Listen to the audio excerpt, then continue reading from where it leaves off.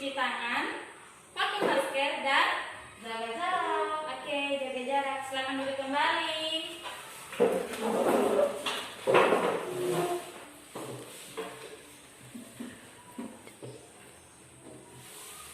Oke, baik adik-adik, sebelum kita mulai pembelajaran kita hari ini, kita akan memulai dengan doa, dan Ibu minta adik Kori membawa kita dalam doa.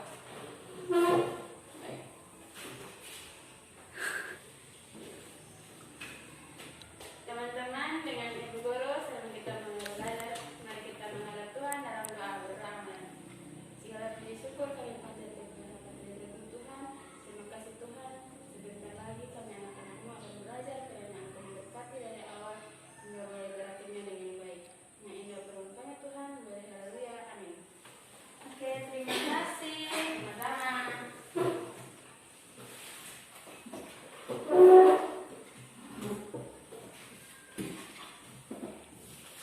Baik adik-adik, Ibu akan mengecek kehadiran kalian hari ini ya. Cynthia Lani, ada Ibu. Indri Lani, ada Bu. Korin Bali, ada. Elsa Modok, ada Ibu. Nona Moi, ada Ibu. Nona Adu, ada Ibu. Oke, baik, semua hadir hari ini ya. Ya. Oke, baik adik-adik, Ibu mau bertanya, di sini siapa masih ingat pelajaran minggu lalu? Saya Bu. Adik Cynthia. Oke, baik, minggu lalu Ibu menjelaskan tentang jaringan tumbuhan. Oke, tepuk tangan. Ya, minggu kemarin kita belajar tentang jaringan tumbuhan, dan hari ini kita belajar tentang jaringan hewan. Oke, hari ini kita belajar tentang jaringan hewan, khususnya pada jaringan otot dan jaringan saraf. Oke adik-adik, di sini Ibu mau bertanya, siapa di sini pernah mengalami benturan di bagian lengan atau terkena pukulan dan merasakan sakit? Saya Ibu. Nona Indri pernah merasakan sakit bagian lengan? Pernah. Di sini Ibu mau tanya, siapa tahu kenapa bagian lengan itu sakit ketika terkena benturan atau terkena pukulan? Siapa di sini tahu? Tidak ada yang tahu? Iya. Oke. Baik adik-adik, ketika lengan kita terkena benturan atau terkena pukulan, terasa sakit karena di bagian lengan kita ada otot dan saraf. Ada otot dan saraf, pintar. Oke, jadi adik-adik, ketika kita merasakan sakit saat benturan atau pukulan di lengan kita, itu karena adanya jaringan saraf di lengan kita. Nah, pada lengan kita juga ada otot di mana ketika terbentur akan menyebabkan jaringan saraf merasakan sakit dan terasa sampai ke otot-otot kita. Mengerti adik-adik? Mengerti. Oke, baik adik-adik. Hari ini tujuan pembelajaran kita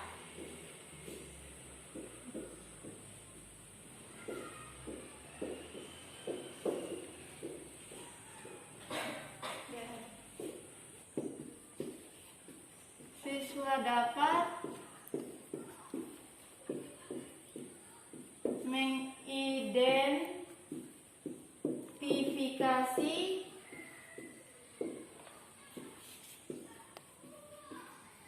macam-macam sel, fungsi, dan letaknya. Yang kedua, siswa dapat menganalisis struktur dan fungsi jaringan otot dan jaringan saraf pada hewan.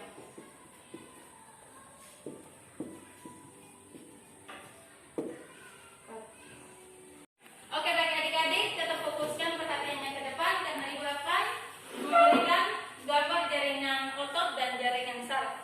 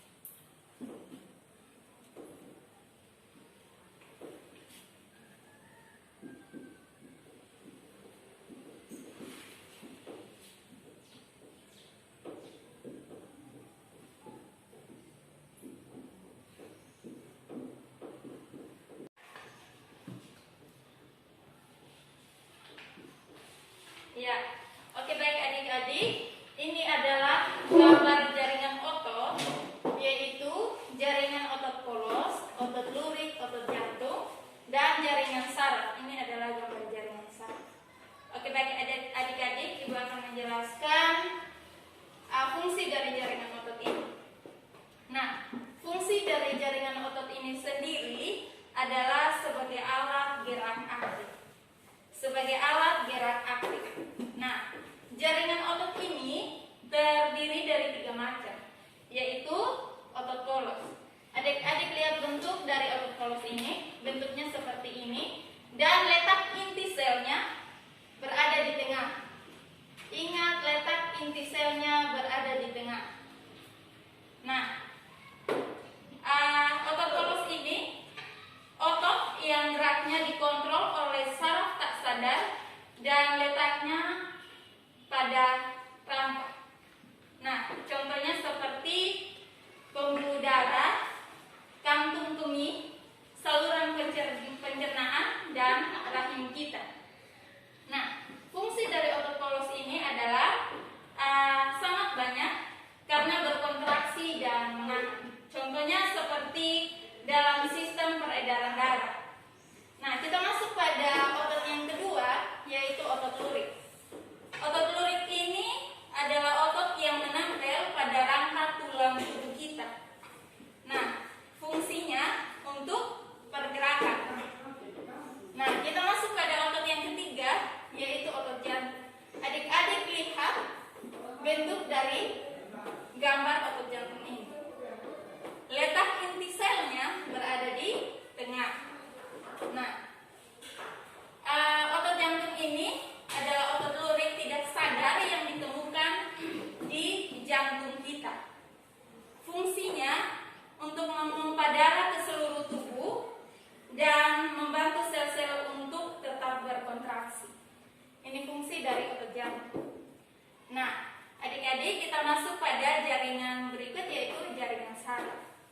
Nah, adik-adik perhatikan di sini adalah gambar saraf beserta dengan bagian-bagian. Keriting-keriting ini adalah dendrit, bulat ini adalah badan sel, tengahnya ini adalah nukleus atau inti sel, yang titik di tengah ini adalah akson, bulat di luar ini adalah sel Schwann, yang di dalam ini mendekati akson ini adalah selubung mielin, dan garis hitam di luar ini adalah nodus Ranvier atau akson yang tidak dilindungi oleh selubung mielin. Dan yang terakhir adalah terminal akson. Nah, adik-adik lihat arah rangsangan yang datang itu mulai dari sini. Mulai dari dendrit baru ke terminal akson. Bukan dari terminal akson ke dendrit. Ingat baik-baik sehingga pada saat ujian adik-adik bisa mengisikan soal-soal yang ada. Nah, di sini Ibu akan menjelaskan fungsi dari dendrit. Fungsi dari dendrit ini adalah membawa rangsangan datang ke badan sel. Nah, sampai di sini kan adik-adik lihat di sini ada nukleus atau inti sel. Jadi, ketika rangsangan sampai di sini bukan berhenti sampai di badan sel, tetapi akan diteruskan oleh akson. Akson akan meneruskan rangsangan sampai ke terminal akson. Nah, adik-adik, kita masuk pada fungsi yang berikut, yaitu fungsi dari akson. Nah, fungsi akson ini tadi kan Ibu bilang akan meneruskan rangsangan dari badan sel sampai ke terminal akson. Nah, adik-adik, kita akan masuk pada bagian yang berikut, yaitu sel Schwann. Ibu akan menjelaskan fungsi dari sel Schwann.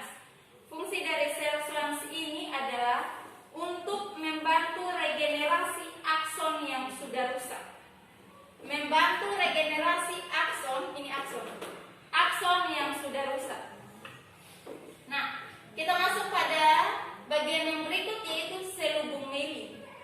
Fungsi dari selubung mielin ini adalah untuk melindungi akson dan memberikan nutrisi pada akson sehingga akson tidak cepat rusak.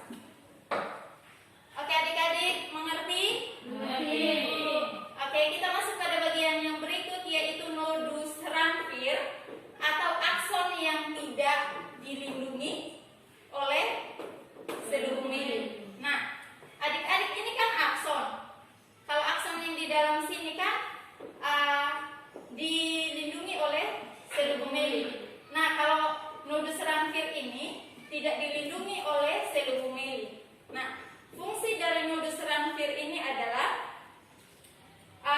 untuk mempercepat pengantar rangsangan atau impuls. Untuk mempercepat rangsangan atau impuls. Fungsi dari nodus Ranvier. Baik, adik-adik, kita akan masuk pada bagiannya yang terakhir, yaitu terminal akson. Nah, fungsi dari terminal akson ini adalah mempertemukan sel saraf dengan sel-sel lain. Ingat, mempertemukan sel saraf dan sel-sel lain. Ini fungsi dari terminal akson. Oke, baik adik-adik. Penjelasan Ibu sampai di sini tentang jaringan otot dan jaringan saraf. Dan bagi adik-adik yang belum mengerti, boleh bertanya. Siapa yang mau bertanya? Ya. Nona Hersi, silakan berdiri dan mau bertanya tentang apa? Perkenalkan, nama saya Hersi Mui. Saya mau bertanya, Ibu tolong menjelaskan perbedaan dari jaringan otot dan jaringan saraf. Terima kasih, Ibu. Oke, silakan duduk kembali. Oke, adik-adik, Ibu akan menjawab pertanyaan dari Nona Hersi tentang perbedaan antara jaringan otot dan jaringan saraf. Ibu menjelaskannya secara sederhana supaya adik-adik cepat mengerti. Perbedaan dari jaringan otot dan jaringan saraf. Pada jaringan otot adalah alat kontraksi, sedangkan jaringan saraf adalah alat komunikasi. Mengerti adik-adik?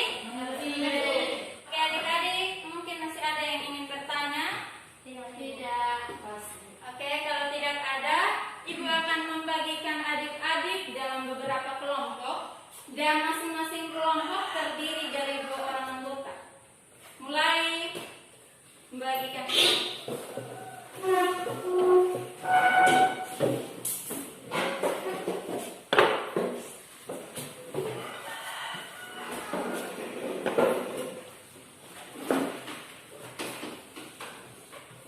Baik, Ibu akan membagikan LKPD kepada adik-adik untuk mengerjakan.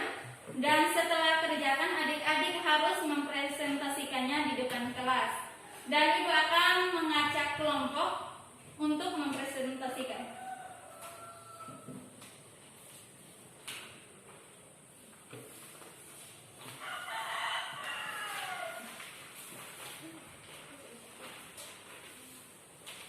Oke, baca panduan yang ada. Setelah itu baru adik-adik mengerjakan. Oke adik-adik, waktu diskusinya telah selesai dan Ibu akan memanggil kelompok 3 untuk mempresentasikan hasil kerjanya. Waktu dan kesempatan Ibu berikan.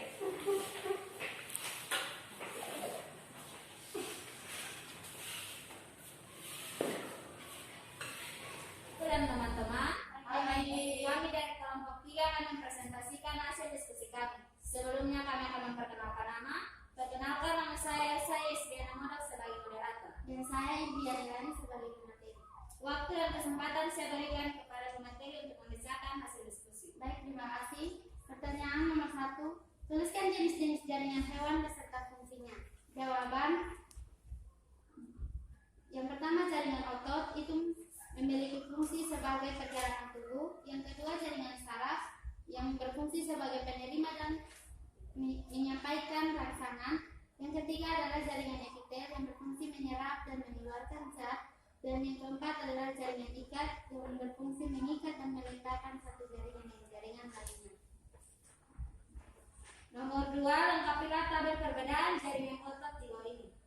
Yang pertama berdasarkan bentuknya. Otot polos berinti 1 di tengah. Yang kedua, otot jantung, sel otot bercabang, saling berhubung satu dengan lainnya, inti 1 di tengah. Yang ketiga, otot lurik, ukuran sel panjang, banyak inti sel di tepi. Yang kedua, berdasarkan serabut ototnya. Otot polos tidak beraturan, tidak berlurik. Otot jantung beraturan, berlurik. Otot lurik beraturan, berlurik. Yang ketiga, berdasarkan gerakan. Otot polos lambat, mampu lama. Otot jantung ritmis, terus menerus lama.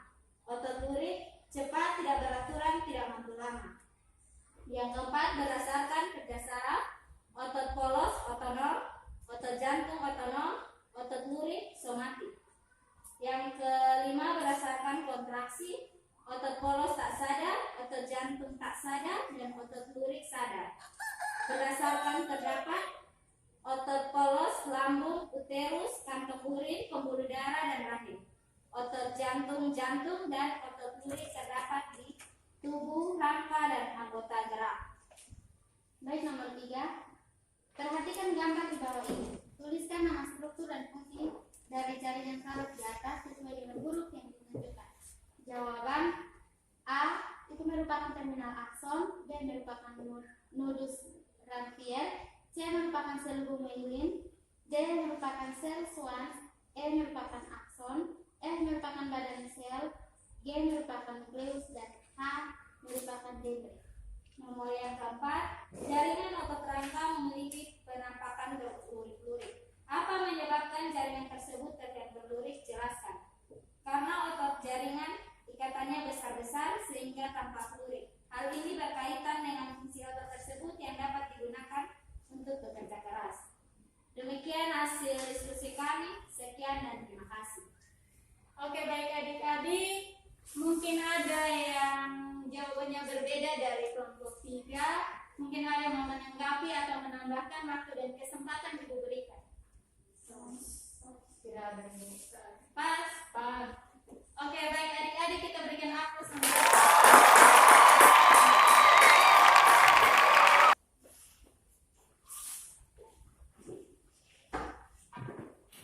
Baik adik-adik, pembelajaran kita hari ini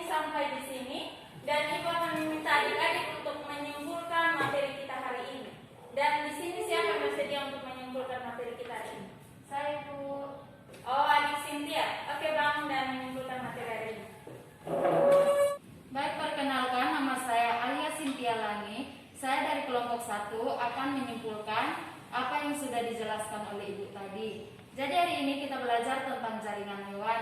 Jaringan hewan terdiri atas 4, tapi khusus hari ini kita jelaskan tentang 2 saja, yaitu jaringan otot dan jaringan saraf. Jaringan otot sendiri fungsinya adalah sebagai alat gerak aktif, dan jaringan saraf sebagai penerima dan menyampaikan rangsangan.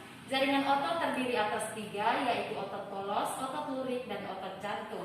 Otot lurik adalah untuk pergerakan, sedangkan otot jantung untuk memompa darah ke seluruh tubuh, dan otot polos adalah untuk berkontraksi dan menahan.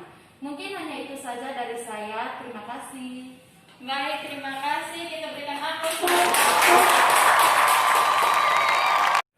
Baik, kesimpulan yang sangat luar biasa dari Ibu Cynthia. Dan Ibu juga akan menyimpulkan materi hari ini. Hari ini kita belajar tentang jaringan hewan, di mana jaringan hewan terdiri dari jaringan otot, jaringan saraf, jaringan epitel, dan jaringan ikat. Tetapi hari ini kita hanya belajar 2 sub pokok, yaitu jaringan otot dan jaringan saraf. Nah, jadi jaringan otot sebagai pergerakan organ tubuh, di mana terdiri dari 3 macam, yaitu otot polos, otot lurik, dan otot jantung. Sedangkan jaringan saraf berperan sebagai penerima dan menyampaikan rangsangan. Nah, baik adik-adik, materi kita hari ini sampai di sini, dan Ibu akan memberikan tugas untuk minggu depan. Dan minggu depan Ibu pesan untuk adik-adik belajar tentang materi sub pokok yang berikut, yaitu jaringan epitel dan jaringan ikat. Nah, baik adik-adik, sebelum kita pulang, kita akan menutup dengan doa. Untuk itu Ibu meminta seseorang untuk membawa kita dalam doa. Nona Ingrid.